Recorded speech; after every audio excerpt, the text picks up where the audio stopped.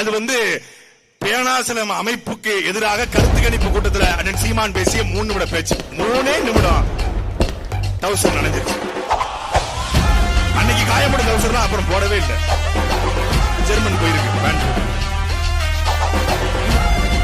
ஏற்கனவே டெவலப் பண்ணிட்டாரமா. ஆகடா ஏற்கனவே அமீரகத்துக்கு போயிருக்க. ஆக சிங்கப்பூருக்கு போயிட்டு வந்து நான் 7,000 கோடிகளை 7 நிறுவனங்களை கொண்டு வந்த. அமெரிக்க தேசத்திற்கு சென்றிருந்து நாங்கள் கடந்த ஆண்டு 3,000 கோடிக்கு 3 நிறுவனங்களை கொண்டு வந்திருக்க. இப்ப ஜெர்மனிக்கு போயிட்டு வந்து என்ன ஜெர்மனை சுத்தி பார்க்கணும் தானே சொல்லிட்டு போங்கப்பா. நாங்க என்ன கேட்கவா போறோம்? ஜெர்மனுக்கு போய் போஸ்ட் கொடுங்க, சந்தோஷமா இருங்க.